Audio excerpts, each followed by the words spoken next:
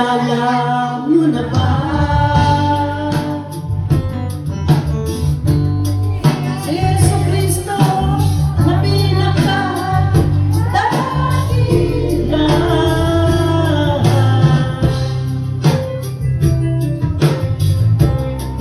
Ang totoo na may likha,